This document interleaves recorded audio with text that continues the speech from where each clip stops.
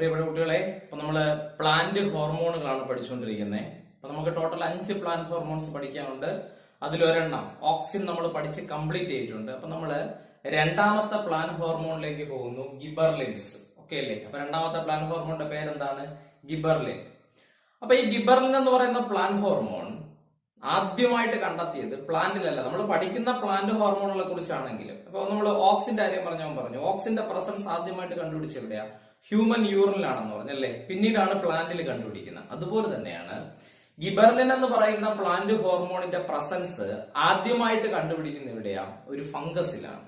Gibberellin എന്ന് പറയുന്ന plant ഹോർമോണിന്റെ presence അല്ലെങ്കിൽ ഗിബർലിൻ എന്ന് പറയുന്ന പ്ലാന്റ് ഹോർമോണിനെ ആദ്യമായിട്ട് വേർതിരിച്ചെടുക്കുന്നത് ഒരു ഫംഗസിൽ നിന്നാണ്. ആ ഫംഗസിന്റെ പേരാണ് ഗിബറല്ല ഫ്യൂജിക്കുറോയി. അപ്പൊ ഗിബർലിൻ എന്ന് പറയുന്ന പ്ലാന്റ് ഹോർമോൺ ആദ്യമായിട്ട് സെപ്പറേറ്റ് ചെയ്തെടുത്തല്ല, എവിടുന്ന? ഒരു ഫംഗസിൽ നിന്നാണ്. ആ ഫംഗസിന്റെ പേരാണ് ഗിബറല്ല ഫ്യൂജിക്കുറോയി.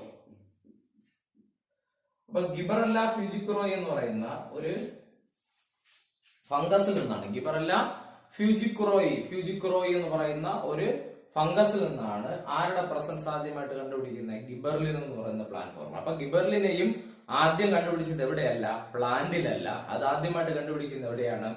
ഒരു ഫംഗസിലാണ്. ഫംഗസിന്റെ പേര് ഗിബറല്ല ഫ്യൂജിക്കുറോയി. അപ്പൊ ഈ ഗിബറല്ല എന്ന് പറയുന്ന പ്ലാന്റ് ഹോർമോൺ ആദ്യമായിട്ട് കണ്ടുപിടിച്ച സയന്റിസ്റ്റിന്റെ പേരാണ് ഈ കുറോസാവ. എന്താണ് ആ സയന്റിസ്റ്റിന്റെ പേര്? ഈ കുറോസാവ എന്നാണ്. ഈ കുറോസാവ. അപ്പം the plant hormone gibberellin was discovered by E. Kurosawa. അപ്പൊ ആദ്യമായിട്ട് ആരുടെ പ്രസൻസ് കണ്ടുപിടിക്കുന്നത്? ഗിബർലിന്റെ പ്രസൻസ് കണ്ടുപിടിക്കുന്നത് ഒരു ഫംഗസിൽ നിന്നാണ്. ആ ഫംഗസിന്റെ പേരാണ് ഗിബറല്ല ഫ്യൂജിക്കുറോയി. ഗിബർലിൻ എന്ന് പറയുന്ന പ്ലാന്റ് ഹോർമോണിനെ ആദ്യമായിട്ട് കണ്ടുപിടിച്ച സയന്റിസ്റ്റ് ആണ് ആര്? ഈ കുറോസാവ. വളരെ ഇമ്പോർട്ടന്റ് ആയിട്ടുള്ള ഒരു നെയിമാണ്, ഓർത്തിരിക്കുക, ഈ കുറോസാവ. അപ്പൊ ഈ ഗിബർലിൻ എന്ന് പറയുന്ന പ്ലാന്റ് ഹോർമോൺ കണ്ടുപിടിക്കാനുണ്ടായ സാഹചര്യം എന്താണ്? എങ്ങനെയാണ് ഗിബർലിൻ എന്ന് പറയുന്ന പ്ലാന്റ് ഹോർമോൺ കണ്ടുപിടിക്കുന്നത്? ഈ പേഡി ഉണ്ടല്ലോ, റൈസ് പ്ലാന്റുകളിൽ വരുന്ന ഒരു ഡിസീസ് ഉണ്ട്, ബെക്കെയിൻ എന്ന് വിളിക്കും. റൈസ് പ്ലാന്റുകൾക്ക് വരുന്ന ഒരു ഡിസീസിന്റെ പേരാണ് ബെക്കെയിൻ അറിയപ്പെടുന്ന വേറൊരു പേര് ഫൂളിഷ് സീഡ്ലിംഗ് ഡിസീസ് എന്നാണ്. ബെക്കെയിന്റെ വേറൊരു പേരെന്താണ്? ഫൂളിഷ് സീഡ്ലിംഗ് ഡിസീസ് എന്നും പറയും, ബെക്കെയിൻ. അപ്പൊ ഈ ബെക്കെയിൻ എന്ന് പറയുന്ന ഒരു രോഗം ആർക്ക് വരും? ഒരു ഡിസീസ് ആർക്ക് വരും? റൈസ് പ്ലാന്റുകൾക്ക് വരും. അതായത് റൈസ് പ്ലാന്റുകളെ ഗിബറല്ല ഫ്യൂജിക്കുറോയി എന്ന് പറയുന്ന ഫംഗസ് അറ്റാക്ക് ചെയ്യുമ്പോൾ, വ്യക്തമായിട്ട് കേട്ട് മനസ്സിലാക്കുക, റൈസ് പ്ലാന്റുകളെ ഗിബറല്ല ഫ്യൂജിക്കുറോയി എന്ന് പറയുന്ന ഫംഗസ് അറ്റാക്ക് ചെയ്യുമ്പോൾ ഈ റൈസ് പ്ലാന്റുകളിൽ റൈസ് ഉണ്ടാവില്ല. ഈ അരി എന്ന് പറയുന്ന സാധനമില്ലേ, നെല്ലിനകത്ത് ആ നെല്ലെന്ന് പറയുന്ന അതിന്റെ പുറത്തുള്ള കവറിംഗ് മാത്രമേ കാണൂ. ആ സീഡിന്റെ പുറത്തുള്ള കോട്ടിംഗ് മാത്രമേ കാണൂ. നമ്മൾ അരി എന്ന് വിളിക്കുന്ന, നമ്മൾ ചോറൊക്കെ ഉണ്ടാക്കാൻ ഉപയോഗിക്കുന്ന അരി എന്ന് വിളിക്കുന്ന ആ ഒരു റൈസ്, ആ ഒരു സാധനം ഈ ഫ്രൂട്ടിനുള്ളിൽ കാണില്ല. പുറത്തുള്ള ആ കവറിങ്, നമ്മൾ നെല്ലെന്ന് പറഞ്ഞാൽ അറിയാലോ, നെല്ലിന്റെ പുറത്തൊരു കവറിങ് ആണ്. അത് റിമൂവ് ചെയ്യുമ്പോഴാണ് അകത്ത് അരി ഇരിക്കുന്നത്. ആ അരി എന്ന് പറയുന്ന സീഡ് ഉണ്ടാവില്ല, അതിന്റെ പുറത്തുള്ള കവറിങ് മാത്രമേ കാണൂ.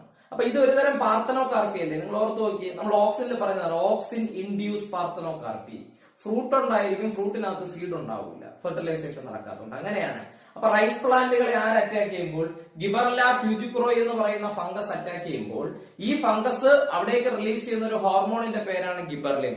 ഈ ഗിബർലിൻ ഈ റൈസ് പ്ലാന്റുകളിൽ എന്ത് ഡിസീസ് ഉണ്ടാക്കും? ബെക്കെയിൻ അല്ലെങ്കിൽ ഫൂളിഷ് സീഡ്ലിംഗ് ഡിസീസ്. അതായത് റൈസ് പ്ലാന്റുകളിൽ റൈസ് ഉണ്ടാവില്ല, സീഡ് ഉണ്ടാവില്ല. അപ്പൊ ആ ഡിസീസിന് എന്തെന്നറിയപ്പെടും?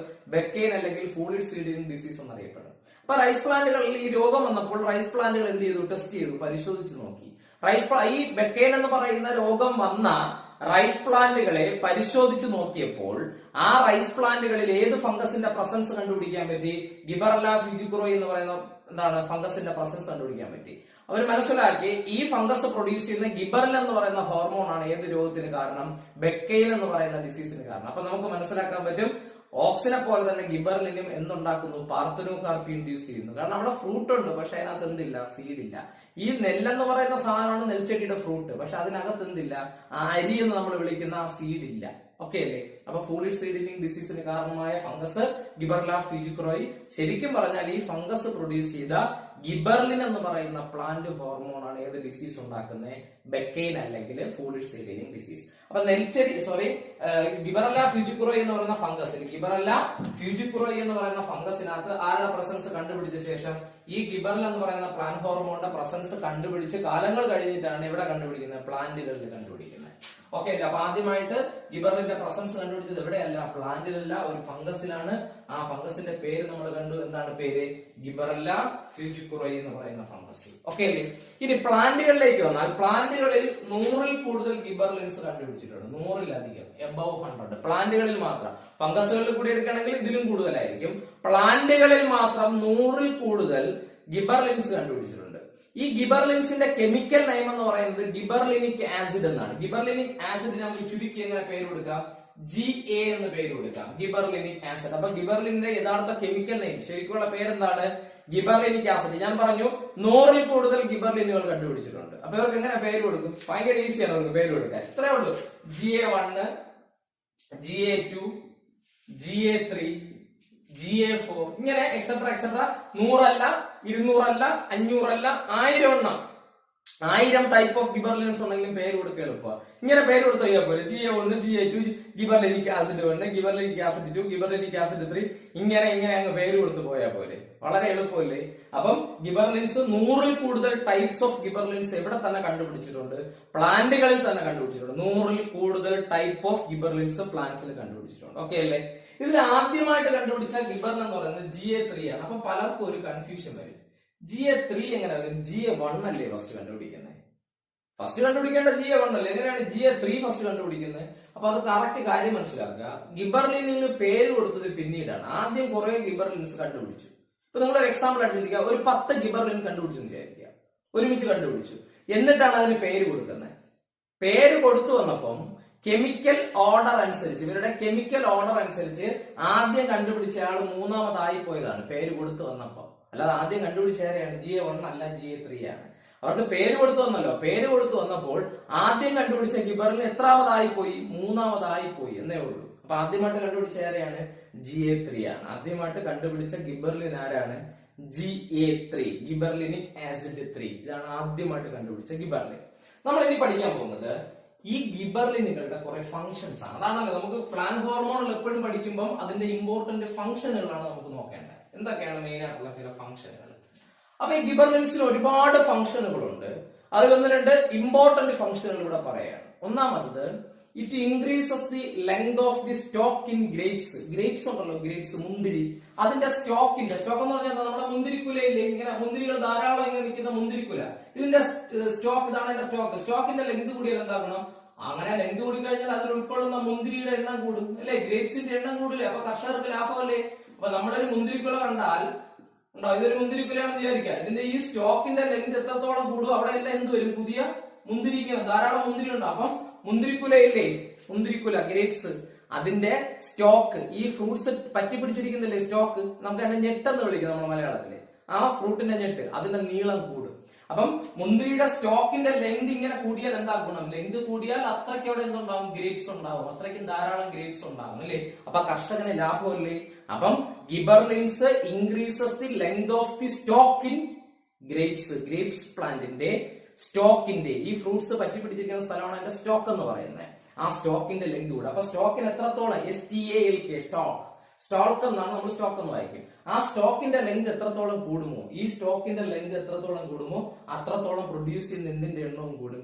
എന്തിന്റെ എണ്ണവും കൂടും? അത്രയ്ക്കും പ്രൊഡ്യൂസ് ചെയ്യുന്ന ഗ്രേപ്സിന്റെ എണ്ണം കൂടും. ഓക്കെ അല്ലേ? അപ്പം കർഷകന് അത്രയും ലാഭമാണ്, ഫാർമർക്ക് അത്രയും ലാഭമല്ലേ?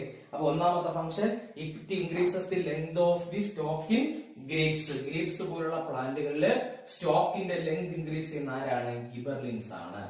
രണ്ടാമത്തെ function, it improve the shape and എന്താണ് എലോങ്ങേഷൻ ഓഫ് ആപ്പിൾ. ആപ്പിൾ എന്ന് പറയുന്ന ഫ്രൂട്ടിന്റെ എലോങ്ങേഷൻ, ആപ്പിൾ കുറച്ച് വലുതാകാനും അതിന്റെ ഷേപ്പ് ഇംപ്രൂവ് ചെയ്യാൻ, അതിന്റെ ഷേപ്പ് മെയിൻറ്റെയിൻ ചെയ്യാൻ, നല്ല റൗണ്ട് ഷേപ്പ് ആയിട്ട് വലുതായിട്ട് വരാൻ ആര് സഹായിക്കും? അപ്പം gibberellins maintain the shape and size of apple fruit അല്ലെ? ആപ്പിൾ എന്ന് പറയുന്ന ഫ്രൂട്ടിന്റെ സൈസും ഷേപ്പും എലോങ്ങേറ്റ്, ആ ഫ്രൂട്ടിനെ എലോങ്ങേറ്റ് ചെയ്യിപ്പിക്കുന്നതിന്റെ അർത്ഥം എന്താ? കുറച്ച് സൈസ് കൂട്ടുക എന്നാണ്. അതിന്റെ സൈസ് കൂടാനും അതിന്റെ ഷേപ്പ് മെയിൻറ്റെയിൻ ചെയ്യാൻ. അപ്പം വ്യക്തമായിട്ട് കേട്ടോ, ഗ്രേപ്സിന്റെ സ്റ്റോക്കിന്റെ ലെങ്ത് കൂടാൻ സഹായിക്കുന്നു. ഗ്രേപ്സ് പ്ലാന്റിന്റെ സ്റ്റോക്കിന്റെ ലെങ്ത് കൂടാൻ സഹായിക്കുമ്പോൾ ആപ്പിളിൽ എന്തിനാ സഹായിക്കുന്നത്? ആപ്പിൾ എന്ന് പറയുന്ന ഫ്രൂട്ട് എന്താണ് അതിന്റെ എലോങ്ങേറ്റ് ചെയ്യാൻ, ആ ഫ്രൂട്ട് കുറച്ച് വലുതാകാനും അതിന്റെ ഷേപ്പ് മെയിൻറ്റെയിൻ ചെയ്യാനും സഹായിക്കും. ഓക്കെ അല്ലേ? ഇനി ഗിബർലിന്റെ ഏറ്റവും പ്രധാനപ്പെട്ട ഒരു ഇമ്പോർട്ടൻസ് പറയാണ്, ഇറ്റ് ഡിലേ സെനസെൻസ്. ഈ ഡിലേ എന്ന് പറഞ്ഞാൽ എന്താണ്? കാലതാമസം ഉണ്ടാക്കുക എന്നാണ്. ഡിലേ സെനസെൻസ്. സെനസെൻസിനെ ഡിലേ ചെയ്യിപ്പിക്കും എന്ന് പറഞ്ഞാൽ എന്താ? സെനസെൻസ് ഡിലേ. സെനസെൻസിന്റെ മീനിങ് നമ്മൾ പഠിച്ചിട്ടുണ്ട്, വയസ്സാവുക എന്നാണ്. സെനസെൻസ് സംഭവിക്കുന്ന വയസ്സാകുക. അപ്പൊ സെനസെന്റ് ഡിലേ ചെയ്യുക എന്ന് പറഞ്ഞാൽ എന്താണ്? പെട്ടെന്ന് വയസ്സാകില്ല, പെട്ടെന്ന് മെച്ചുർ ആകില്ല, പെട്ടെന്ന് മെച്ചുർ ആകുന്നതിനെ തടയും. എന്താണ് സംഭവം എന്ന് അറിയാമോ? ഒരു എക്സാമ്പിൾ നമ്മൾ ഇപ്പൊ പറയാം. നമ്മുടെ കൃഷിസ്ഥലത്ത് കുറെ ഫ്രൂട്ട്സ് ഇങ്ങനെ മെച്ചുറായി വരെയാണ്. ഇപ്പം എന്താണ്, ഒരു വീക്ക് കൂടി കഴിയുമ്പോൾ, ഒരാഴ്ച കൂടി കഴിയുമ്പോൾ ആ ഫ്രൂട്ട്സ് ഒക്കെ മെച്ചറാവുമെന്ന് വിചാരിക്കുക. പക്ഷേ ഒരാഴ്ച കഴിയുമ്പോൾ നമ്മൾ സ്ഥലത്തുണ്ടാവില്ല, നമുക്ക് എവിടെയെങ്കിലും ഒരു യാത്രയുണ്ട്, അല്ലെങ്കിൽ ഈ ഒരാഴ്ച കഴിയുമ്പോൾ മാർക്കറ്റിൽ ഇച്ചിരി കാശ് കുറവായി, നമ്മുടെ ഈ പ്രോഡക്റ്റിന് കാശ് കുറവാണ്, ഒരു 1-2 ആഴ്ച കൂടി കഴിഞ്ഞാലേ ആ എന്താണ് കാശൊക്കെ കൂടുതൽ കിട്ടുള്ളൂ എന്ന് വിചാരിക്കുക. ഒന്നെങ്കിൽ നമുക്ക് ഇവിടെ നിന്ന് ഇതിനെ വിളവെടുത്ത് കൊണ്ടുപോയി മാർക്കറ്റിൽ വിൽക്കേണ്ട ടൈമില്ല, അല്ലെങ്കിൽ ഈ ആഴ്ച, ഈ വീക്കില് അല്ലെങ്കിൽ വരാൻ പോകുന്ന വീക്കില് മാർക്കറ്റിൽ കാശ് കുറച്ച് കുറവാണ്. അപ്പൊ കുറച്ച് കൂടുതൽ ദിവസം ഈ ഫ്രൂട്ട്സിനെ എവിടെ തന്നെ നിർത്തിയിരിക്കണം?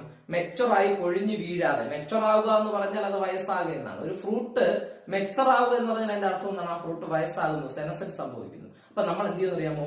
ഈ ഫ്രൂട്ട് മെച്ചറാകുന്നതിന് മുൻപ്, ശ്രദ്ധിച്ച് കേട്ടാൽ ഇത് മനസ്സിലാവുള്ളൂ, ഈ ഫ്രൂട്ട് മെച്ചറാകുന്നതിന് മുൻപ് തന്നെ ഇതിൽ എന്ത് അപ്ലൈ ചെയ്യും? ഗിബർലിൻസ് അപ്ലൈ ചെയ്ത് കൊടുക്കും.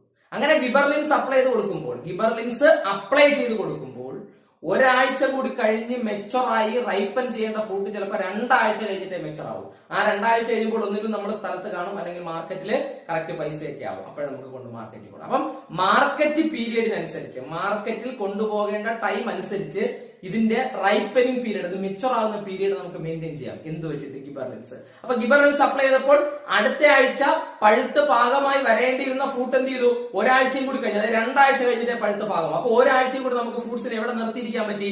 ആ ചെടിയിൽ തന്നെ കൊഴിഞ്ഞു വീഴാതെ നിർത്തിയിരിക്കാൻ പറ്റി. ഇതാണ് ഡിലേ സെനസെൻസ്. അപ്പൊ മാർക്കറ്റ് പീരീഡിനനുസരിച്ച്, നമുക്ക് മാർക്കറ്റിൽ കൊണ്ടുപോകേണ്ട ടൈം അനുസരിച്ച് ഈ ഫ്രൂട്ട്സിന്റെ മെച്ചുറേഷൻ പീരീഡ് അറേഞ്ച് ചെയ്യാൻ, അഡ്ജസ്റ്റ് ചെയ്യാൻ നമുക്ക് ആരെ അപ്ലൈ ചെയ്ത് കൊടുക്കാം? ഗിബർലിൻസ്. അപ്പൊ ഗിബർലിൻസ് വിചാരിച്ചാൽ ഒരാഴ്ച കൂടി കഴിഞ്ഞ് പഴുത്ത് പാകമായി കൊഴിഞ്ഞു വീഴേണ്ട ഫ്രൂട്ട് ഒരു 2 ആഴ്ച വരെ ഇവിടെ നിർത്തിയിരിക്കാൻ പറ്റും, പ്ലാന്റിൽ തന്നെ നിർത്തിയിരിക്കാൻ പറ്റും. പറഞ്ഞ മനസ്സിലായോ? അതാണ് പറഞ്ഞേ, ഫ്രൂട്ടിന്റെ സെനസെൻസ് തടയാൻ പറ്റും. ഫ്രൂട്ട് വയസ്സാകുന്നതിന്, അത് മെച്ചുർ ആകുന്നതിനെ തടയാൻ പറ്റും. ഒരാഴ്ച കഴിഞ്ഞ് മെച്ചറാവേണ്ടത് 2 ആഴ്ച കഴിഞ്ഞ് മെച്ചറാവുള്ളൂ. ആര് അപ്ലൈ ചെയ്ത് കഴിഞ്ഞാൽ? ഗിബർലിൻസിനെ. അപ്പൊ മാർക്കറ്റ് പീരീഡിനനുസരിച്ച് ഒരു ഫ്രൂട്ടിന്റെ മെച്ചുറേഷൻ പീരീഡ് അല്ലെങ്കിൽ അതിന്റെ റൈപ്പനിങ് പീരീഡ് എന്ത് ചെയ്യാൻ പറ്റും? അഡ്ജസ്റ്റ് ചെയ്യാൻ പറ്റും. എന്ത് അപ്ലൈ ചെയ്ത് കഴിഞ്ഞാൽ? ഗിബർലിൻസ് അപ്ലൈ ചെയ്ത് കഴിഞ്ഞാൽ. ഓക്കെ അല്ലേ? അപ്പൊ ഞാൻ നേരത്തെ പറഞ്ഞൊരു ഗിബർലിനിലെ GA3 ആദ്യമായിട്ട് കണ്ടുപിടിച്ച ഗിബർലിനാണ് GA3, ഗിബർലിനിക് ആസിഡ് 3. ഇവന്റെ ഏറ്റവും വലിയൊരു പ്രത്യേകത അറിയാമോ? It is widely used in brewing industry. Brewing industry എന്ന് പറഞ്ഞാൽ എന്താ? മദ്യം ഉണ്ടാക്കുന്ന ഇൻഡസ്ട്രിയാണ് ബ്രീവിംഗ് ഇൻഡസ്ട്രി. ആ ബ്രീവിംഗ് ഇൻഡസ്ട്രിയിൽ മാൾട്ടിംഗ് പ്രോസസ് അല്ലെങ്കിൽ ഫെർമെന്റേഷൻ എന്ന് പറയുന്ന ഒരു പ്രോസസ് ഉണ്ട്. ബ്രീവിംഗ് ഇൻഡസ്ട്രിയിൽ മാൾട്ടിംഗ് പ്രോസസ് അല്ലെങ്കിൽ ഫെർമെന്റേഷൻ എന്ന് പറയുന്ന ഒരു പ്രോസസ് ഉണ്ട്. അവിടെ വൈഡായിട്ട് യൂസ് ചെയ്യുന്ന ഒരു പ്ലാന്റ് ഹോർമോണാണ് GA3. അപ്പൊ GA3 is widely used in brewing industry for malting process. പുളിപ്പിക്കൽ പ്രക്രിയ നമ്മൾ മലയാളത്തിൽ പറയും. മാൾട്ടിംഗ് പ്രോസസ് അല്ലെങ്കിൽ ഫെർമെന്റേഷൻ പ്രോസസ്സിൽ വളരെയധികം ഉപയോഗിക്കുന്ന ഒരു പ്ലാന്റ് ഹോർമോണാണ് ആരെന്ന് പറയുന്നത്? GA3. അപ്പൊ GA3 is widely used in brewing industry for malting process. മദ്യം ഉണ്ടാക്കുന്ന ഇൻഡസ്ട്രി, അതാണ് ബ്രീവിംഗ് ഇൻഡസ്ട്രി. അവിടെ ഒരു പ്രധാനപ്പെട്ട പ്രോസസ് ആണ് ഫെർമെന്റേഷൻ അല്ലെങ്കിൽ മാൾട്ടിംഗ് പ്രോസസ്. ആ മാൾട്ടിംഗ് പ്രോസസ്സിന് ഉപയോഗിക്കുന്ന ഒരു പ്ലാന്റ് ഹോർമോണാണ് GA3. ഓക്കെ അല്ലേ? അപ്പൊ നമ്മൾ എന്തൊക്കെ പഠിച്ചു? ഗ്രേപ്സിന്റെ സ്റ്റോക്കിന്റെ ലെങ്ത് കൂട്ടും, ആപ്പിൾ ഫ്രൂട്ടിനെ എലോങ്ങേറ്റ് ചെയ്തിട്ട് അതിന്റെ ഷേപ്പിനെ മെയിൻറ്റെയിൻ ചെയ്യാൻ പറ്റും, മാർക്കറ്റ് പീരീഡിനനുസരിച്ച് ഫ്രൂട്ട്സിന്റെ ഒക്കെ മെച്ചുറേഷൻ പീരീഡ് മെയിൻറ്റെയിൻ ചെയ്യാൻ പറ്റും, ഇല്ലേ? മെച്ചുറേഷൻ പീരീഡ് മെയിൻറ്റെയിൻ ചെയ്യാൻ പറ്റും. ലാസ്റ്റ് പറഞ്ഞ എന്താ? GA3 is widely used in brewing industry for malting process. തീർന്നിട്ടില്ല, ബാക്കി ഫംഗ്ഷൻസ് നോക്കിക്കോളൂ. ഈ കരിമ്പുണ്ടല്ലോ, ഷുഗർ കെയിനിലോട്ട് നമ്മൾ ആരെ അപ്ലൈ ചെയ്തു? ഷുഗർ കെയിൻ വളർന്നു വരുമ്പോൾ, കരിമ്പ്, ഷുഗർ കെയിൻ എന്ന് പറഞ്ഞാൽ എന്താണ്? കരിമ്പ്. ഈ കരിമ്പ് ചെടി വളർന്നു വരുമ്പോൾ അതിലോട്ട് നമ്മൾ എന്തിനെ അപ്ലൈ ചെയ്താൽ കൃത്യം, അതായത് ആർട്ടിഫിഷ്യൽ ആയിട്ടുള്ള ഗിബർലിൻസ് കൂടും. ആ പ്ലാന്റിൽ തന്നെ കുറച്ച് ഗിബർലിൻ ഉണ്ട്.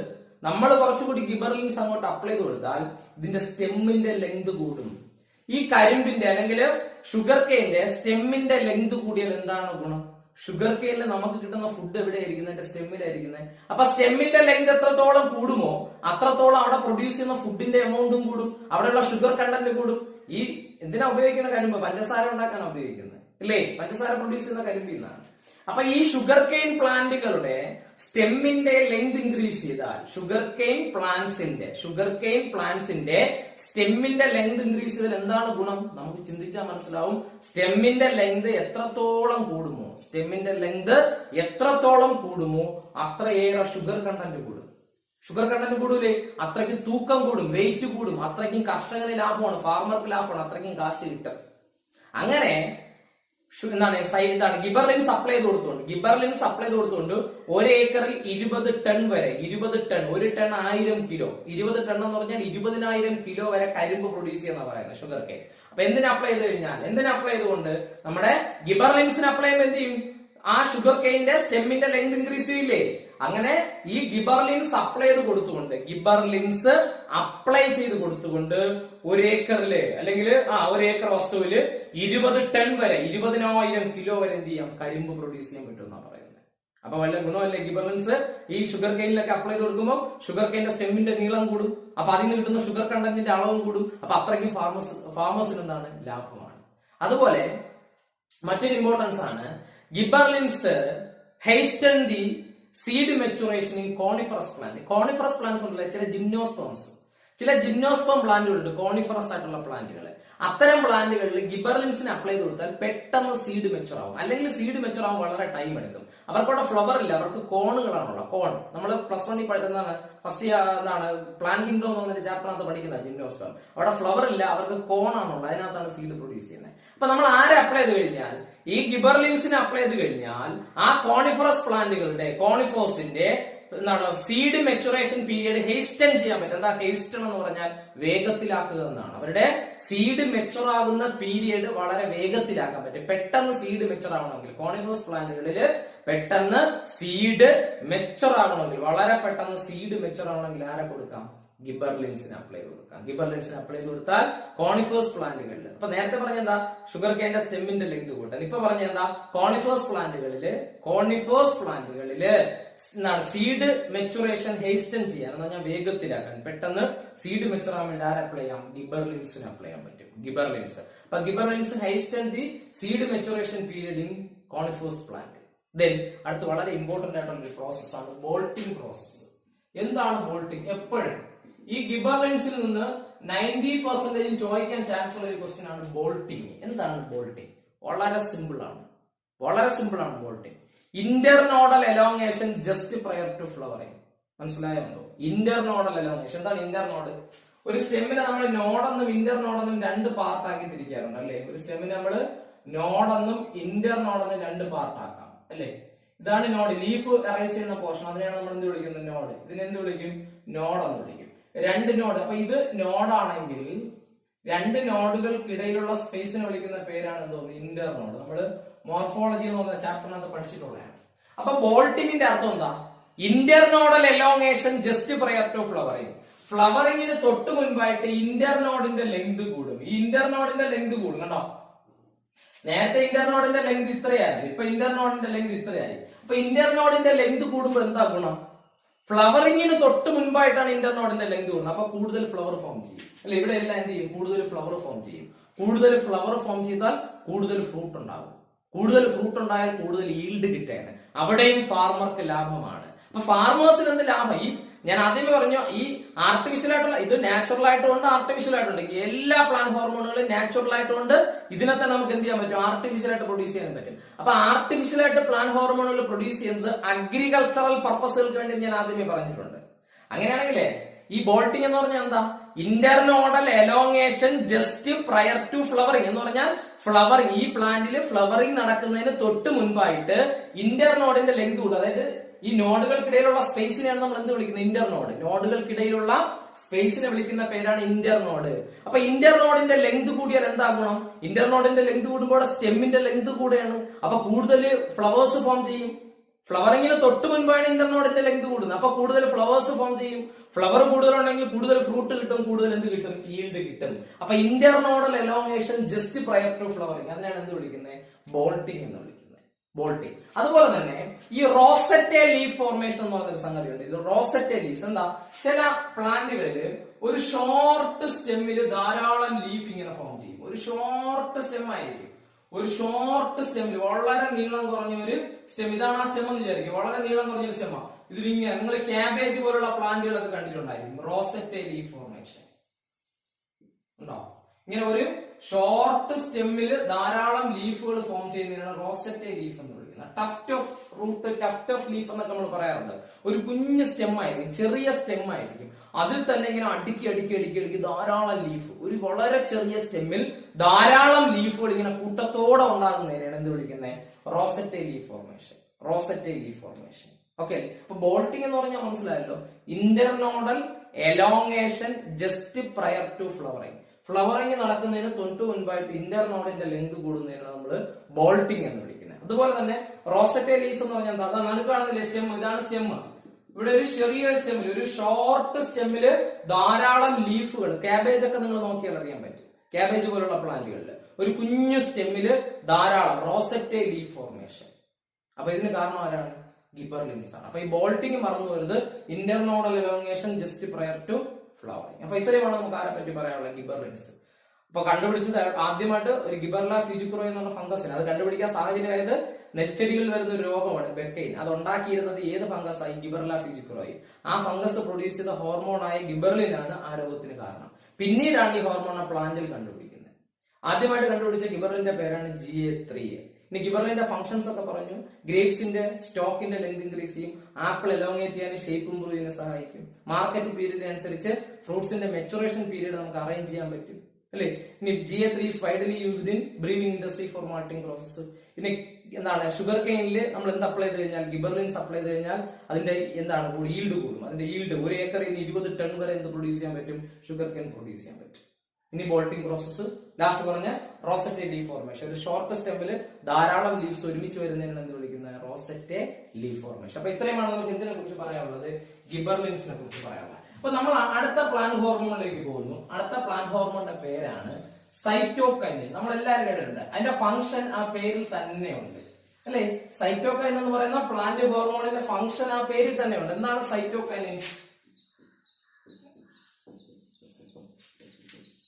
അല്ലെ, സെൽ ഡിവിഷൻ ആണ് കേട്ടോ. സൈറ്റോകൈനിന്റെ മെയിൻ ആയിട്ടുള്ള ഫംഗ്ഷൻ സെൽ ഡിവിഷൻ. അതാണ് സൈറ്റോ എന്ന് പറഞ്ഞാൽ cytology, anything related to cell എന്നാണ്. നമ്മൾ സൈറ്റോ എന്ന് തുടങ്ങുന്നതെല്ലാം സെല്ലുമായിട്ട് റിലേറ്റ് ചെയ്യുന്ന കാര്യങ്ങളാണ്.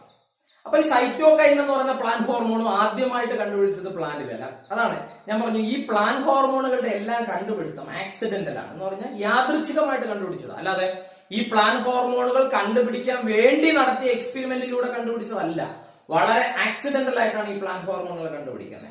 അപ്പൊ ഈ സൈറ്റോകൈൻ എന്ന് പറയുന്ന പ്ലാന്റ് ഹോർമോൺ ആയാലും ആദ്യമായിട്ട് കണ്ടുപിടിച്ചത് പ്ലാന്റിലല്ല. നമ്മൾ ഇതുവരെ പറഞ്ഞ ഒരു പ്ലാന്റ് ഹോർമോണെയും ആദ്യമായി കണ്ടുപിടിക്കുന്ന പ്ലാന്റിലല്ല. ഇവൻ ആദ്യമായിട്ട് കണ്ടുപിടിക്കുന്നത് ഹെറിംഗ് ഫിഷിന്റെ സ്പെർം DNA എന്നാണ്. Herring fish. അപ്പൊ ഹെറിംഗ് ഫിഷിന്റെ സ്പെർം DNA നിന്നാണ്. ഹെറിംഗ് ഫിഷിന്റെ എവിടെ നിന്നാണ്? Sperm DNA. സ്പെർമിനകത്തുള്ള DNA, sperm cell എന്ന് പറഞ്ഞ ഒരു സെല്ലാണല്ലോ, അതിനകത്തുള്ള DNA. അപ്പം ഹെറിംഗ് ഫിഷിന്റെ സ്പെർം DNA നിന്നാണ് ആദ്യമായിട്ട് ആരെ കണ്ടുപിടിക്കുന്നത്? സൈറ്റോകൈൻ. ഹെറിംഗ് ഫിഷിന്റെ സ്പെർം DNA നിന്ന്, അല്ലെ? ആ സൈറ്റോകൈന്റെ പേരാണ് കൈനെറ്റിൻ. കൈനെറ്റിൻ എന്നാണ് ആ സൈറ്റോകൈനെ വിളിക്കുന്നത്, കൈനെറ്റിൻ, അല്ലെ? അപ്പൊ ഹെറിംഗ് ഫിഷിന്റെ സ്പെർം DNA നിന്ന്, ഹെറിംഗ് ഫിഷിന്റെ സ്പെർം DNA നിന്നാണ് ആദ്യമായിട്ട് ആരെ കണ്ടുപിടിക്കുന്നത്? ഹെറിംഗ് ഫിഷിന്റെ സ്പെർം DNA നിന്നാണ് ആദ്യമായിട്ട് സൈറ്റോകൈൻ കണ്ടുപിടിച്ചത്. അതായത് ഹെറിംഗ് ഫിഷിന്റെ സ്പെർം DNA നിന്ന് കണ്ടുപിടിച്ച സൈറ്റോകൈന്റെ പേരാണ് കൈനെറ്റിൻ. അപ്പൊ ഇതൊരു പ്ലാന്റ് സൈറ്റോകൈൻ അല്ല, കാരണം ഹെറിംഗ് ഫിഷ് എന്ന് പറയുന്ന ഒരു അനിമൽ അല്ലേ. അപ്പൊ അതിന്റെ സ്പെർം DNA നിന്ന് കണ്ടുപിടിച്ച സൈറ്റോകൈനാണ് കൈനെറ്റിൻ. അങ്ങനെയാണെങ്കിൽ ഒരു പ്ലാന്റിൽ ആദ്യമായിട്ട് സൈറ്റോകൈൻ കണ്ടുപിടിച്ചത് കോൺ കേണൽ, അല്ലെങ്കിൽ നമുക്ക് എന്ത് വിളിക്കാം? Maze plant. മെയ്സ് അറിയാലോ, മെയ്സിന് നമ്മൾ എന്തെന്ന് പറയാറുണ്ട്? കോൺ എന്ന് പറയാറുണ്ട്, അല്ലെ? ഈ മെയ്സ് പ്ലാന്റ് നമ്മൾ വിളിക്കുന്ന വേറൊരു പേരാണ് കോൺ. ചോളം. നമ്മൾ മലയാളത്തിൽ ചോളം എന്ന് പറയും. അപ്പൊ മെയ്സ് പ്ലാന്റിന്റെ വേറൊരു പേരാണ് കോൺ. നമ്മൾ മലയാളത്തിൽ എന്ന് പറയും ചോളം എന്ന് വിളിക്കും. ഇതിനാണ് ആദ്യമായിട്ട് ആരെ കണ്ടുപിടിക്കുന്നത്? പ്ലാന്റിലുള്ള ഒരു സൈറ്റോകൈനെ കണ്ടുപിടിക്കുന്നത്. ആ സൈറ്റോകൈന്റെ പേരാണ് സീറ്റിൻ. ZATIN, സീറ്റിൻ. അപ്പം ആദ്യമായിട്ട് കണ്ടുപിടിച്ച സൈറ്റോകൈന്റെ പേര് കൈനെറ്റിൻ എന്നാണ്. പക്ഷെ അത് എവിടെയല്ല, പ്ലാന്റിലല്ല കണ്ടുപിടിച്ചത്. അത് ഹെറിംഗ് ഫിഷിന്റെ സ്പെർം DNA നിന്നാണ് കണ്ടുപിടിച്ചത്. എന്നാൽ ആദ്യമായിട്ട് ഒരു പ്ലാന്റിൽ കണ്ടുപിടിക്കുന്ന സൈറ്റോകൈൻ സീറ്റിൻ ആണ്. ഏത് പ്ലാന്റില? മെയ്സ്, അല്ലെങ്കിൽ നിങ്ങളുടെ ടെക്സ്റ്റിൽ കോൺ കേണൽ എന്ന് കൊടുത്തിട്ടുണ്ട്. ചോളത്തിന് വേറൊരു പേര്, മെയ്സ് അല്ലാത്തൊരു പേരാണ് കോൺ എന്ന് വിളിക്കാറുണ്ട്. അതിനാണ് ആദ്യമായിട്ട് സീറ്റിൻ കണ്ടുപിടിക്കുന്നത്. അപ്പൊ ഈ സീറ്റിന്റെ കണ്ടുപിടുത്തത്തിന് കാരണമായ ചില സാഹചര്യങ്ങൾ പറഞ്ഞുതരാം, അല്ലെങ്കിൽ ഈ എന്താണ് പ്ലാന്റിൽ സൈറ്റോകൈൻ കണ്ടുപിടിക്കാൻ കാരണമായ ചില സാഹചര്യങ്ങൾ പറഞ്ഞുതരാം. രണ്ട് സയന്റിസ്റ്റുമാർ സ്കൂഗ് ആൻഡ് മില്ലർ. സ്കൂഗ് ആൻഡ് മില്ലർ രണ്ട് സയന്റിസ്റ്റുമാരാണ്, സ്കൂഗും മില്ലറും. അപ്പൊ ഈ സ്കൂഗും മില്ലറും ഈ രണ്ട് സയന്റിസ്റ്റുമാർ നടത്തിയ ഒരു എക്സ്പെരിമെന്റ് ആണ് സ്കൂഗ് ആൻഡ് മില്ലർ. സ്കൂഗ് ആൻഡ് മില്ലർ ഈ രണ്ട് സയന്റിസ്റ്റുമാർ നടത്തിയ ഒരു എക്സ്പെരിമെന്റിൽ നിന്നാണ് സൈറ്റോകൈനെ കണ്ടുപിടുത്തം. ഇവരെന്ത് ചെയ്ത് അറിയാമോ? ഇവരൊരു ന്യൂട്രിയന്റ് മീഡിയം എടുത്തിട്ട് അഗറോ എന്തെങ്കിലും മതി, അത് ഒരു ന്യൂട്രിയന്റ് മീഡിയം എടുക്കണം, എന്തെങ്കിലും ഒരു ന്യൂട്രിയന്റ് സബ്സ്റ്റൻസ് എടുക്കണം. എന്നിട്ട് ടൊബാക്കോ പ്ലാന്റ് ഉണ്ടല്ലോ, ടൊബാക്കോ പ്ലാന്റ് അതിന്റെ ഒരു സ്റ്റെമ്മിന്റെ ഒരു ചെറിയ പാർട്ട് കട്ട് ചെയ്തെടുത്തു. ടൊബാക്കോ പ്ലാന്റിന്റെ സ്റ്റെമ്മിന്ന് ഒരു ചെറിയ പാർട്ട് കട്ട് ചെയ്തെടുത്തു. ഏത് പ്ലാന്റിൽ നിന്ന്? Tobacco plant. അതിന്റെ സ്റ്റെമ്മിന്ന്, ടൊബാക്കോ അറിയാലോ, പുകയില ചെടി, അതിന്റെ സ്റ്റെമ്മിന്ന് ഒരു ചെറിയ പാർട്ട് കട്ട് ചെയ്തെടുത്തു. എന്നിട്ട് അതിനെ ഈ ന്യൂട്രിയന്റ് മീഡിയത്തിൽ കൊണ്ടിട്ടു. ആ പാർട്ടിനെ എവിടെ കൊണ്ടിട്ടിരിക്കുകയാണ്? ശ്രദ്ധിച്ച് കേൾക്കണം. ഇതിനകത്തിരിക്കുന്ന ഈ ബീക്കറിനകത്തിരിക്കുന്ന എന്താ? ഈ ബീക്കറിനകത്തിരിക്കുന്ന ഒരു ന്യൂട്രിയന്റ് മീഡിയം. നിങ്ങൾക്ക് ഇഷ്ടമുള്ള പേര് അഗറെന്നോ, അഗർ കേട്ടിട്ടുണ്ടല്ലോ, ആൽഗകളിൽ നിന്ന് എടുക്കുന്ന ഒരു ന്യൂട്രിയന്റ് സബ്സ്റ്റൻസ് ആണ് അഗർ. അങ്ങനെ എന്തോ ആയിക്കോട്ടെ, ആ ടൊബാക്കോ പ്ലാന്റിന്റെ സ്റ്റെമ്മിനെ കൊണ്ട് എവിടെ ഇട്ടു? ഒരു ന്യൂട്രിയന്റ് മീഡിയത്തിൽ പ്ലേസ് ചെയ്തു. ഒരു ന്യൂട്രിയന്റ് മീഡിയത്തിൽ ഇട്ടിരിക്കുകയാണ് ടൊബാക്കോയുടെ സ്റ്റെമ്മിനെ ഒരു ന്യൂട്രിയന്റ് മീഡിയത്തിൽ. എന്നിട്ട് ഇതിലോട്ട് എന്തൊക്കെ അപ്ലൈ ചെയ്ത് കൊടുത്തെന്ന് അറിയാമോ? DNA എക്സ്ട്രാക്ട് അപ്ലൈ ചെയ്ത് കൊടുത്തു. പിന്നെ വാസ്കുലാർ എക്സ്ട്രാക്ട്. വാസ്കുലാർ എന്ന് പറഞ്ഞാൽ എന്താണ്? സൈലോം ഫ്ലോയാണ് വാസ്കുലാർ ടിഷ്യൂ. വാസ്കുലാർ എക്സ്ട്രാക്ടിനെ ഇതിനകത്തോട്ട് ആഡ് ചെയ്ത് കൊടുത്തു. അപ്പൊ എന്തൊക്കെ ആഡ് ചെയ്തു? DNA extract. DNA ഗ്രൈൻഡ് ചെയ്ത് ഇങ്ങനെ നമ്മൾ പറഞ്ഞ അരച്ച് പിഴിഞ്ഞെടുക്കുക എന്ന് പറയുന്നത് അതുപോലത്തെ അവസ്ഥയാണ്. അപ്പൊ വാസ്കുലാർ ടിഷ്യൂ എന്ന് പറഞ്ഞാൽ സൈലോം ഫ്ലോയോ. അപ്പൊ ഇതിനകത്ത് എന്തൊക്കെ ആഡ് ചെയ്ത് കൊടുക്കാം? DNA എക്സ്ട്രാക്ട്, വാസ്കുലാർ എക്സ്ട്രാക്ട്, പിന്നെ അതുപോലെ കോക്കനട്ട് എക്സ്ട്രാക്ട്. അപ്പൊ DNA എക്സ്ട്രാക്ട് ആഡ് ചെയ്തു, വാസ്കുലാർ എക്സ്ട്രാക്ട് ആഡ് ചെയ്തു, കോക്കനട്ട് എക്സ്ട്രാക്ട്. ഇങ്ങനെയുള്ള പല എന്താണ് എക്സ്ട്രാക്റ്റുകളെയും ഇതിനകത്തുണ്ട്. ഈ കോക്കനട്ടിന്റെ പ്രത്യേകത എന്താണെന്ന് അറിയാമോ? കോക്കനട്ട് വാട്ടറിലായാലും കോക്കനട്ടിലായാലും അതിനകത്തുള്ള വൈറ്റ് പോർഷൻ ഇല്ല, അതിലായാലും ധാരാളമായിട്ട് അടങ്ങിയിട്ടുള്ള ഒരു പ്ലാന്റ് ഹോർമോണാണ് സൈറ്റോകൈനിൻ. എന്താണ് ആ പ്ലാന്റ് ഹോർമോണിന്റെ പേര്? സൈറ്റോകൈനിൻ. വേണമെങ്കിൽ ഇതിനകത്ത് ഈസ്റ്റ് എക്സ്ട്രാക്ട് ആഡ് ചെയ്ത് കൊടുക്കാം. ഈസ്റ്റിനെ നന്നായിട്ട് എന്ത് ചെയ്യണം? ഗ്രൈൻഡ് ചെയ്യണം. നമ്മൾ മലയാളത്തിൽ പറഞ്ഞ അരയ്ക്കണം. നന്നായിട്ട് അരച്ചിട്ട് അതിനെ പിഴിഞ്ഞെടുക്കുന്ന സാധനമാണ് ഈസ്റ്റ് എക്സ്ട്രാക്ട് എന്ന് പറയുന്നത്. ഇതിൽ ആരായാലും അങ്ങനെ തന്നെ. അടുത്ത് ഈസ്റ്റ് എക്സ്ട്രാക്ട് എല്ലാം ആഡ് ചെയ്ത് കൊടുത്തതിനകത്ത് നിങ്ങൾ മനസ്സിലാക്കേണ്ടത് DNA എക്സ്ട്രാക്റ്റിലായാലും സൈറ്റോകൈനിൻ ഉണ്ട്, ഈസ്റ്റിന്റെ എക്സ്ട്രാക്റ്റിലായാലും സൈറ്റോകൈനിൻ ഉണ്ട്, വാസ്കുലാർ എക്സ്ട്രാക്റ്റിലായാലും, വാസ്കുലാർ ടിഷ്യൂ എന്ന് പറഞ്ഞാൽ സൈലോം ഫ്ലോയും അതിലായാലും, ഇനി കോക്കനട്ടിലായാലും, ഇതിലെല്ലാം കോക്കനട്ടിലൊക്കെ അബണ്ടന്റ് ആയിട്ട് കാണപ്പെടുന്നു സൈറ്റോകൈനിൻ, ധാരാളമായിട്ട് കാണപ്പെടുന്നു. ഈ നമ്മൾ ഇതിനകത്തോട്ട് ആഡ് ചെയ്ത് കൊടുക്കുന്ന ഏത് സബ്സ്റ്റൻസിലായാലും എന്തുണ്ട്? സൈറ്റോകൈനിൻ എന്ന് പറയുന്ന പ്ലാന്റ് ഹോർമോൺ ഉണ്ട്. ഈ സൈറ്റോകൈൻ എന്തിനു സഹായിക്കും? സെൽ ഡിവിഷന് സഹായിക്കും. അങ്ങനെയാണെങ്കിലേ കുറച്ച് കഴിയുമ്പോൾ ഇതിനകത്ത് കിടക്കുന്നില്ലേ ടൊബാക്കോ പ്ലാന്റ് സ്റ്റെമ്മിന്റെ ഒരു പാർട്ട് അതങ്ങനെ ഡിവൈഡ് ചെയ്യാൻ തുടങ്ങും. ടൊബാക്കോ പ്ലാന്റ് സ്റ്റെമ്മിന്റെ ഒരു പാർട്ടാണ് നമ്മൾ ഇതിനകത്തോട്ട് ആഡ് ചെയ്ത് കൊടുത്തത്. അതോടെ കിടന്ന് ഡിവൈഡ് ചെയ്ത് ഒരു സ്ട്രക്ചറായി മാറും. ഒരു അൺഡിഫറൻഷിയേറ്റഡ് മാസ് ഓഫ് ടിഷ്യൂ, ഒരു അൺഡിഫറൻഷിയേറ്റഡ് സെൽ ഡിവിഷൻ മാത്രമല്ലേ അവിടെ നടന്നുള്ളൂ. അപ്പൊ ആ സ്റ്റെമ്മ് ഡിവൈഡ് ചെയ്ത് കുറെ സെല്ലുകളായിട്ട് മാറും. അതിനെയാണ് നമ്മൾ എന്ത് വിളിക്കുന്നത്? കാലസ് എന്നാണ് അതിനെ വിളിക്കുന്നത്, കാലസ്. അപ്പൊ ഈ ടേം നിങ്ങൾ +2 പോകുമ്പോൾ വളരെ ഡീറ്റെയിൽ ആയിട്ട് പ്ലാന്റ് ടിഷ്യൂ കൾച്ചർ എന്ന് പറയുന്ന ഒരു പാർട്ടിനകത്ത് പരിചയപ്പെടും. ഇപ്പൊ ജസ്റ്റ് മനസ്സിലാക്കുന്നത് കാലസ്. അപ്പൊ നമ്മൾ എന്താ ചെയ്തത്? ഒരു ബീക്കർ, അതിനകത്ത് കുറച്ച് ന്യൂട്രിയന്റ് മീഡിയം എടുത്തു. എന്നിട്ട് അതിനകത്തിട്ടു ഒരു ടൊബാക്കോ പ്ലാന്റിന്റെ സ്റ്റെമ്മിന്റെ ഒരു പാർട്ട് കട്ട് ചെയ്തെടുത്തു. എന്നിട്ട് അതിനകത്തോട്ട് ഇട്ടു. ലിവിംഗ് പാർട്ട് ആയിരിക്കണം, ഉണങ്ങിയ പാർട്ട് ആയിരിക്കല്. ടൊബാക്കോ പ്ലാന്റിന്റെ സ്റ്റെമ്മിന്റെ ലിവിംഗ് പാർട്ട് ആയിരിക്കണം. കട്ട് ചെയ്ത് എവിടെ ഇട്ടു? ഈ ന്യൂട്രിയന്റ് മീഡിയം. എന്നിട്ട് ആരെയൊക്കെ ആഡ് ചെയ്ത് കൊടുക്കാം? ഈസ്റ്റ് എക്സ്ട്രാക്ട് ആഡ് ചെയ്ത് കൊടുക്കാം, DNA എക്സ്ട്രാക്ട് ഇതിനകത്തോട്ട് ആഡ് ചെയ്ത് കൊടുക്കാം, കോക്കനട്ട് എക്സ്ട്രാക്ട് ആഡ് ചെയ്ത് കൊടുക്കാം, വാസ്കുലാർ എക്സ്ട്രാക്ട് ആഡ് ചെയ്ത് കൊടുക്കാം. ഇതിൽ ആരുടെ എക്സ്ട്രാക്ടിനെ ആഡ് ചെയ്ത് കൊടുത്താലും അതിൽ സൈറ്റോകൈനിൻ കാണും. ഈസ്റ്റിലായാലും DNA-യിലായാലും കോക്കനട്ടിലായാലും വാസ്കുലാർ ടിഷ്യൂലായാലും എല്ലാം എന്തുണ്ട്? സൈറ്റോകൈൻ ഉണ്ട്. അപ്പൊ സൈറ്റോകൈൻ ഇവിടെ കിട്ടുമ്പോൾ സൈറ്റോകൈന്റെ ഫംഗ്ഷൻ നിങ്ങൾ ഓർത്ത് നോക്കിയേ. സൈറ്റോകൈൻ എന്തിനെ സഹായിക്കും? സെൽ ഡിവിഷന് സഹായിക്കും. സൈറ്റോകൈൻ എന്തിനാ സഹായിക്കുന്നത്? Cell division. അങ്ങനെയാണെങ്കിൽ നമ്മൾ ഇതിനകത്ത് ആ ബീക്കറിനകത്ത് കൊടുത്ത അല്ലെങ്കിൽ ന്യൂട്രിയന്റ് മീഡിയത്തിലോട്ട് കൊടുത്ത ഒരു സ്റ്റെമ്മില്ലേ, സ്റ്റെമ്മിന്റെ ഒരു ചെറിയ പാർട്ട് നമ്മൾ ഇതിനകത്ത് കൊടുത്തില്ലേ, അതിൽ സെൽ ഡിവിഷൻ നടക്കാൻ തുടങ്ങും. അതിൽ എന്ത് നടക്കും? ആ ചെറിയ സ്റ്റെമ്മിന്റെ ചെറിയ പാർട്ടിൽ കണ്ടിന്യൂസ് ആയിട്ട് എന്ത് നടക്കും? സെൽ ഡിവിഷൻ നടക്കും. കണ്ടിന്യൂസ് ആയിട്ട് സെൽ ഡിവിഷൻ നടക്കും. അങ്ങനെ സെൽ ഡിവിഷൻ നടന്ന് ആ സ്റ്റെമ്മ് ഡിവൈഡ് ചെയ്ത് ഒരു മാസ് ഓഫ് ടിഷ്യൂ ആയി മാറും. ആ സ്റ്റെമ്മിന്റെ ചെറിയ പാർട്ട് ഡിവൈഡ് ചെയ്ത്. അപ്പൊ നമുക്ക് മനസ്സിലായി അവിടെ എന്ത് നടന്നു? സെൽ ഡിവിഷൻ നടന്നു. ആ സ്റ്റെമ്മിൽ, ടൊബാക്കോയുടെ സ്റ്റെമ്മിൽ എന്ത് നടന്നു? സെൽ ഡിവിഷൻ നടന്നു. അതിന് കാരണം DNA എക്സ്ട്രാക്റ്റിലെയും ഈസ്റ്റ് എക്സ്ട്രാക്റ്റിലെയും കോക്കനട്ട് എക്സ്ട്രാക്റ്റിലെയും വാസ്കുലാർ എക്സ്ട്രാക്റ്റിലേക്ക് എന്താണ്? സൈറ്റോകൈൻ ആണ്. അപ്പൊ സൈറ്റോകൈൻ ഇവിടെ എന്ത് നടത്തി? സെൽ ഡിവിഷൻ നടത്തി. അങ്ങനെ സ്റ്റെമ്മ് ഡിവൈഡ് ചെയ്ത് ഒരു മാസ് ഓഫ് ടിഷ്യൂ ആയി മാറി. ആ മാസ് ഓഫ് ടിഷ്യൂ നമ്മൾ വിളിക്കുന്ന പേരാണ് കാലസ്. ഓക്കെ അല്ലേ? അപ്പൊ ഈ ഒരു എക്സ്പെരിമെന്റ് ചെയ്ത ആരാണ്? സ്കൂഗ് മില്ലർ. അപ്പൊ സ്കൂഗിനും മില്ലറിനും മനസ്സിലായി കോക്കനട്ട് എക്സ്ട്രാക്റ്റിലായാലും വാസ്കുലാർ എക്സ്ട്രാക്റ്റിലായാലും DNA എക്സ്ട്രാക്റ്റിലായാലും ഈസ്റ്റ് എക്സ്ട്രാക്റ്റിലായാലും എന്തോ ഒരു സെൽ ഡിവിഷന് കാരണമായ ഒരു കമ്പോണന്റ് ഉണ്ട്. സെൽ ഡിവിഷന് കാരണമായ ഒരു കമ്പോണന്റ് ഈ കോക്കനട്ടിലും വാസ്കുലർ ടിഷ്യൂലും എല്ലാം ഉണ്ട്. അത് പിന്നീട് കണ്ടുപിടിച്ച എന്താണെന്ന് സൈറ്റോകൈനിൻ.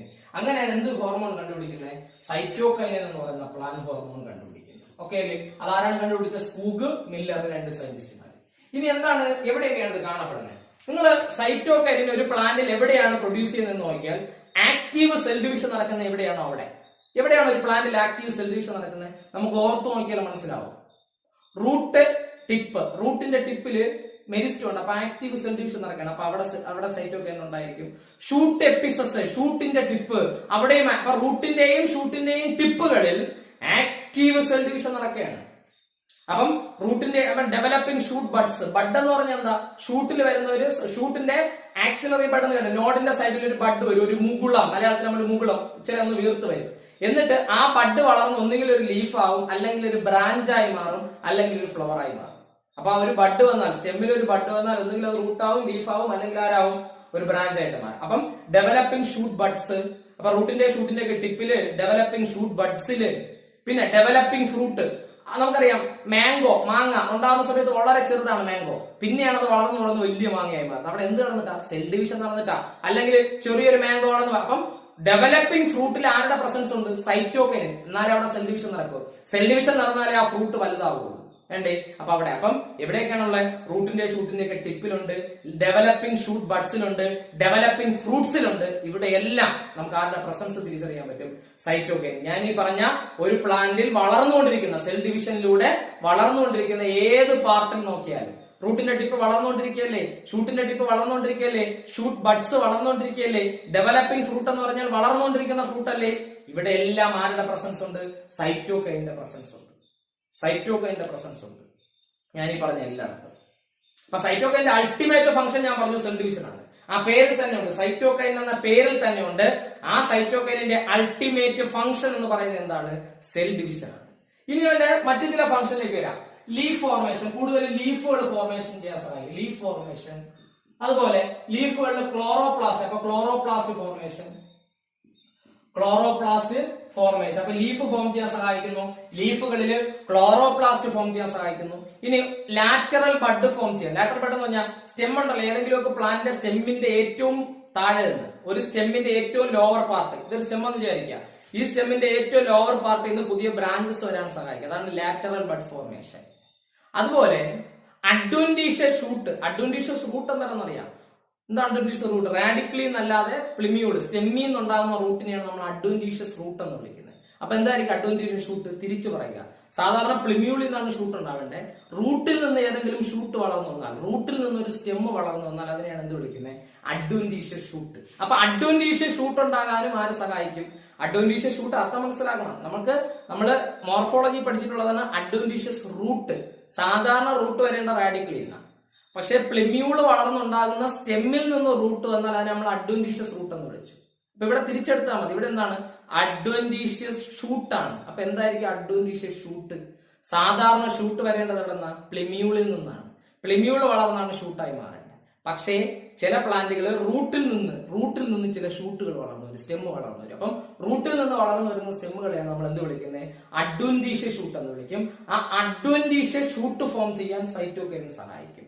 അപ്പൊ ഇവിടെ ലാറ്ററൽ ബഡ്, ഒരു സ്റ്റെമ്മിന്റെ ഏറ്റവും ലോവർ പാർട്ടിൽ നിന്ന് വരുന്ന ബഡിനെയാണ്, വളർന്നു വരുന്ന മുകളിലത്തെയാണ് എന്ത് വിളിക്കുന്നത്? Lateral bud. അപ്പൊ ലാറ്ററൽ ബഡ് ഫോം ചെയ്യാൻ സഹായിക്കും. അഡ്വന്റീഷ്യസ് ഷൂട്ട് ഫോം ചെയ്യാൻ സഹായിക്കും. എന്ത് ഷൂട്ടാണ്? Adventitious shoot. ഇനി ഞാൻ സൈറ്റോകൈനിന്റെ മറ്റൊരു ഇമ്പോർട്ടന്റ് ഫംഗ്ഷൻ പറയാണ്. ആരുമായിട്ട് കമ്പയർ ചെയ്താ പറയുന്നത്? ഓക്സിൻ. നമ്മൾ ഓക്സിനെ പറ്റി ഒരു കാര്യം പഠിച്ചിട്ടുണ്ട്, ഓർക്കുന്നുണ്ടോ? Epical dominance. അതായത് മെയിൻ ബ്രാഞ്ചിനെ കൂടുതൽ വളർത്തുകയും മെയിൻ ബ്രാഞ്ചിനെ കൂടുതൽ വളർന്നു പോകാൻ സഹായിക്കുകയും ലാറ്ററൽ ബ്രാഞ്ചുകളുടെ വളർച്ചയെ തടയുകയും ചെയ്യും. ലാറ്ററൽ ബ്രാഞ്ചുകളുടെ വളർച്ച എന്ത് ചെയ്യും? തടയുകയും ചെയ്യും. അതിനാണ് നമ്മൾ എപ്പിക്കൽ ഡോമിനൻസ് എന്ന് പഠിച്ചു. ഓർക്കുന്നുണ്ടോ? നിങ്ങൾ എവിടെയാ പഠിച്ചേ? നമ്മൾ ഓക്സിൻ എന്ന് പറയുന്ന പ്ലാന്റ് ഹോർമോണിന്റെ ഫംഗ്ഷനാ പഠിച്ചേ. മെയിൻ ബ്രാഞ്ചിനെ കൂടുതൽ വളരാൻ സഹായിക്കും, ലാറ്ററൽ ബ്രാഞ്ചസിന്റെ വളർച്ചയെ തടയും. അതാണ് ആര്? ഓക്സിൻ. ഇതിനെ തിരിച്ചു പറഞ്ഞ് മെയിൻ ബ്രാഞ്ചിന്റെ ഗ്രോത്തിനെ തടയുകയും ലാറ്ററൽ ബ്രാഞ്ചുകളുടെ ഗ്രോത്തിനെ പ്രൊമോട്ട് ചെയ്യുകയും ചെയ്യുന്ന ആളാണ് ആര്? സൈറ്റോകൈൻ. അതായത് it helps to overcome the apical dominance. അപ്പൊ എപ്പിക്കൽ ഡോമിനൻസ്, ഡോർമൻസി അല്ല ഡോമിനൻസ്. അപ്പൊ എപ്പിക്കൽ ഡോമിനൻസ് ഉണ്ടാക്കിയതാരാ? ഓക്സിനാ. അതിനെതിരെ പ്രവർത്തിക്കുന്ന ആളാണ് സൈറ്റോകൈനിൻ. എന്തിനു സഹായിക്കും? എപ്പിക്കൽ ഡോമിനൻസിനെ തടഞ്ഞിട്ട്, അതായത് മെയിൻ ബ്രാഞ്ചിന്റെ ഗ്രോത്തിനെ തടഞ്ഞിട്ട് ലാറ്ററൽ ബ്രാഞ്ചസിന്റെ ഗ്രോത്തിനെ പ്രൊമോട്ട് ചെയ്യും. അതാണ്. അപ്പൊ ആർക്കെതിരെ പ്രവർത്തിക്കുകയാണ് ഇവിടെ? ഓക്സിനെതിരെ പ്രവർത്തിക്കുകയാണ്. അപ്പം ഒരു പരിധി വരെ ഇവിടെ വ്യക്തമായിട്ട് കാര്യം മനസ്സിലാക്കണം. ഓക്സിന്റെ ഒരു ജോലി ഞാൻ പറഞ്ഞു, ഒരു ഫംഗ്ഷൻ എന്താ? ഓക്സിൻ മെയിൻ ബ്രാഞ്ചിനെ കൂടുതൽ വളർത്തും, ലാറ്ററൽ ബ്രാഞ്ചുകളുടെ സൈഡിൽ നിന്ന് വരുന്ന ബ്രാഞ്ചുകളുടെ ഗ്രോത്തിനെ സപ്രസ് ചെയ്യും, വളരാൻ സമ്മതിക്കില്ല. ഇതാരാ? ഓക്സിനാ ചെയ്യുന്നത്. നമ്മളിവിടെ ആരെ കുറിച്ച് പഠിക്കുന്നത്? സൈറ്റോകൈൻ. സൈറ്റോകൈൻ തിരിച്ചു ചെയ്യും, ഇതിന്റെ ഓപ്പോസിറ്റ് എടുത്ത് മെയിൻ ബ്രാഞ്ചിന്റെ ഗ്രോത്തിനെ തടയും, ലാറ്ററൽ ബ്രാഞ്ചുകളുടെ ഗ്രോത്തിനെ പ്രൊമോട്ട് ചെയ്യും. ഇതാണ് ഇവിടെ ആര് ചെയ്യുന്നത്? സൈറ്റോകൈൻ. അപ്പൊ ഓക്സിൻ ചെയ്യുന്നത് എപ്പിക്കൽ ഡോമിനൻസ് ആണെങ്കിൽ, ആ എപ്പിക്കൽ ഡോമിനൻസിനെ ഓവർകം ചെയ്യണം എന്ന് പറഞ്ഞാൽ അതിനെ അതിജീവിക്കാൻ. അപ്പൊ ഓക്സിൻ ആരുടെ വളർച്ചയെ തടഞ്ഞുകൊണ്ടിരിക്കും? ലാറ്ററൽ ബ്രാഞ്ചിനെ. ഓക്സിന് എന്താണ്? സൈറ്റോകൈൻ എന്ത് ചെയ്യും? ലാറ്ററൽ ബ്രാഞ്ചിനെ കൂടുതൽ വളരാൻ സഹായിക്കും, അതായത് ഓക്സിനെതിരെ പ്രവർത്തിക്കും. ഓക്സിൻ മെയിൻ ബ്രാഞ്ചിനെ വളർത്തുകയും ലാറ്ററൽ ബ്രാഞ്ചിന്റെ വളർച്ചയെ തടയാനും നോക്കുമ്പോൾ സൈറ്റോകൈൻ തിരിച്ചാണ് മെയിൻ ബ്രാഞ്ചിന്റെ ഗ്രോത്തിനെ തടയുകയും ലാറ്ററൽ ബ്രാഞ്ചസിന്റെ ഗ്രോത്തിനെ കൂടുതൽ പ്രൊമോട്ട് ചെയ്യുകയും ചെയ്യും. അതാണ് പറഞ്ഞത് ഇറ്റ് ഹെൽപ്സ് ടു ഓവർകം. ആരെ അതിജീവിക്കാൻ? എപ്പിക്കൽ ഡോമിനൻസിനെ അതിജീവിക്കുക എന്ന് പറഞ്ഞാൽ ആരും വളരുക? ലാറ്ററൽ ബ്രാഞ്ചസിന് വളരാൻ കഴിയുക. അതിനാര് സഹായിക്കുന്നു? സൈറ്റോകൈനിൻ സഹായിക്കുന്നു. അപ്പൊ cytokinin helps to overcome the apical dominance. Okay അല്ലേ? എപ്പിക്കൽ ഡോമിനൻസിനെ ഓവർകം ചെയ്യാൻ ആര് സഹായിക്കും? സൈറ്റോകൈനിൻ സഹായിക്കും. അപ്പൊ cytokinin helps to overcome the apical dominance. ഇനി ഈ പ്ലാന്റിലുള്ള ലീഫുകള് ചിലപ്പോൾ പെട്ടെന്ന് കൊഴിഞ്ഞു വീഴും, പെട്ടെന്ന് മഞ്ഞ കളറായിട്ട് കൊഴിഞ്ഞു വീഴും. അതിന് കാരണം കൃത്യമായിട്ടും ന്യൂട്രിയൻസ് പ്ലാന്റ് സോയിലിൽ നിന്ന് അബ്സോർബ് ചെയ്യുക, റൂട്ട് വഴി അബ്സോർബ് ചെയ്തിട്ടുന്നില്ലേ മിനറൽസ്, ആ മിനറൽസ് കൃത്യമായിട്ട് ലീഫുകളിൽ ആവശ്യത്തിന് ക്വാണ്ടിറ്റിയിൽ എത്തിയില്ലെങ്കിൽ ലീഫൊക്കെ പെട്ടെന്ന് പഴുത്ത് കൊഴിഞ്ഞു വീഴാൻ സാധ്യതയുണ്ട്. അപ്പൊ അവിടെ സൈറ്റോകൈനിന് ഒരു ഫംഗ്ഷൻ ഉണ്ട്. എന്താണ് സൈറ്റോകൈനിന്റെ ഫംഗ്ഷൻ എന്ന് അറിയാമോ? Cytokinin improve the mobilization of nutrients to the leaf. അതായത് റൂട്ട് അബ്സോർബ് ചെയ്യുന്ന എന്താണ് എലമെന്റുകൾ, sodium, potassium, magnesium, calcium, sulphur ഒക്കെ ഇല്ലേ? അപ്പൊ സോയിലിൽ നിന്ന് റൂട്ട് അബ്സോർബ് ചെയ്തെടുക്കുന്ന മിനറൽസിനെ പെട്ടെന്ന് ലീഫിൽ എത്തിക്കാൻ ആര് സഹായിക്കും? സൈറ്റോകൈൻ. അങ്ങനെ വരുമ്പോൾ ലീഫിന്റെ എന്ത് തടയാൻ പറ്റും? സെനസെൻസ് തടയാൻ പറ്റും. നമ്മൾ നേരത്തെ ഒരാളെ പറ്റി പറഞ്ഞു സെനസെൻസ് തടയുന്നത്, ഗിബർലിൻ. ഗിബർലിൻ എന്ത് ചെയ്യും? ഫ്രൂട്ടിന്റെയും സ്റ്റെമ്മിന്റെയും മൊത്തത്തില് ഒരു പ്ലാന്റിന്റെ മൊത്തത്തിലുള്ള സെനസെൻസിനെ തടയുന്ന ആളാണ് ആര്? ഗിബർലിൻ. ലീഫിന്റെ മാത്രം സെനസെൻസിനെ തടയണമെങ്കിൽ ആരുണ്ട്? സൈറ്റോകൈൻ. എങ്ങനെ തടയും? ചുമ്മാ അല്ല. സൈറ്റോകൈനും ലീഫിലോട്ട് ആരെ പെട്ടെന്ന് എത്തിച്ചു കൊടുക്കും? Mineral ions. അപ്പം മിനറൽ അയോൺസ് ലീഫിലോട്ട് എത്താൻ ആര് സഹായിക്കുന്നു? റൂട്ട് അബ്സോർബ് ചെയ്തെടുക്കുന്ന മിനറൽ അയോൺസ് പെട്ടെന്ന് തന്നെ ലീഫിലേക്ക് എത്താൻ ആര് സഹായിക്കും? സൈറ്റോകൈൻ സഹായിക്കും. അങ്ങനെ കൃത്യമായിട്ട് ലീഫുകളിൽ മിനറൽ അയോൺസ് കിട്ടിക്കഴിഞ്ഞാൽ, എലമെന്റുകൾ കിട്ടിക്കഴിഞ്ഞാൽ പെട്ടെന്ന് ലീഫുകൾക്ക് എന്ത് വരില്ല? സെനസെൻസ് വരില്ല. അപ്പൊ ലീഫിന്റെ സെനസെൻസിനെ തടയാൻ, ലീഫ് പെട്ടെന്ന് വയസ്സാകുന്നതിനെ തടയാൻ, ലീഫ് പെട്ടെന്ന് വയസ്സാകാതിരിക്കാൻ, അതാണ് വയസ്സാകലിനെ തടയുക എന്ന് പറഞ്ഞാൽ. അപ്പൊ ലീഫ് പെട്ടെന്ന് സെനസെൻസ് സംഭവിക്കാതിരിക്കണമെങ്കിൽ, വയസ്സാകാതിരിക്കണമെങ്കിൽ ആര് വേണം? സൈറ്റോകൈൻ വേണം. സൈറ്റോകൈനും ഈ എലമെന്റുകളുടെ മൊബിലൈസേഷൻ, മൂവ്മെന്റ്, പെട്ടെന്ന് തന്നെ എലമെന്റുകൾ ലീഫിലേക്ക് മൂവ് ചെയ്യാൻ ആര് സഹായിക്കുന്നു? സൈറ്റോകൈൻ സഹായിക്കുന്നു. അങ്ങനെ ലീഫുകൾക്ക് പെട്ടെന്ന് എന്ത് വരില്ല? സെനസെൻസ് വരില്ല. അങ്ങനെ സെനസെൻസിനെ തടയാൻ പറ്റും, ലീഫ് സെനസെൻസിനെ തടയാൻ പറ്റും. ഓക്കെ അല്ലേ? അപ്പൊ കുറെ കാര്യങ്ങൾ സൈറ്റോകൈനെ പറ്റി പറഞ്ഞു. ആദ്യമായിട്ട് കണ്ടുപിടിച്ച എവിടെ നിന്നാണ്? ഹെറിംഗ് ഫിഷിന്റെ സ്പെർം ഡിയിൽ നിന്നാണ്. ഒരു പ്ലാന്റിൽ ആദ്യമായിട്ട് കണ്ടുപിടിച്ചത് എവിടെ നിന്നാണ്? മെയ്സ് പ്ലാന്റിൽ നിന്നാണ്, കോൺ കേണലിൽ നിന്നാണ്. അതിന്റെ പേര് സീറ്റിൻ. എന്നാൽ ഹെറിംഗ് ഫിഷിന്റെ സ്പെർം ഡിഎൻഎ കണ്ടുപിടിച്ച ആരെയാണ്? കൈനേറ്റ് എന്ന് പറഞ്ഞ സൈറ്റോകൈൻ. ഇനി സ്കൂഗ ആൻഡ് മില്ലർ ആലോചിച്ചിട്ട് ഒരു എക്സ്പെരിമെന്റ് നടത്തിയാലും നമ്മൾ പറഞ്ഞു, ഒരു ടൊബാക്കോ പ്ലാന്റ് സ്റ്റെമ്മ് വെച്ചിട്ട് ഒരു എക്സ്പെരിമെന്റ് നടത്തി. അതിൽ നിന്ന് മനസ്സിലായി ഈ എവിടെയൊക്കെയുള്ള DNA എക്സ്ട്രാക്റ്റിലും ഈസ്റ്റ് എക്സ്ട്രാക്റ്റിലും കോക്കനട്ട് എക്സ്ട്രാക്റ്റിലൊക്കെ ഉള്ള സൈറ്റോകൈൻ എന്തിനു സഹായിക്കുന്നു? സെൽ ഡിവിഷന് സഹായിക്കുന്നു. അപ്പൊ സെൽ ഡിവിഷൻ ആണ്. അപ്പൊ ഏറ്റവും ഇമ്പോർട്ടന്റ് ഫംഗ്ഷൻ സൈറ്റോകൈൻ എന്താണ്? Cell division. പിന്നെ അഡീഷണൽ ആയിട്ട് ചില ഫംഗ്ഷൻസ് പറഞ്ഞു. കൂടുതൽ ലീഫ് ഫോം ചെയ്യാൻ സഹായിക്കും, കൂടുതൽ ക്ലോറോപ്ലാസ്റ്റ് ഫോം ചെയ്യാൻ സഹായിക്കും, ലാറ്ററൽ ഷൂട്ട് ഫോർമേഷന് സഹായിക്കും, അഡ്വന്റീഷ്യസ് ഷൂട്ട് ഉണ്ടാവാൻ സഹായിക്കും. എന്ന് പറഞ്ഞാൽ റൂട്ടിൽ നിന്ന് സ്റ്റെം വരാൻ സഹായിക്കും, റൂട്ടിൽ നിന്ന് പുതിയ പുതിയ സ്റ്റെമ്മുകൾ വരാൻ സഹായിക്കും.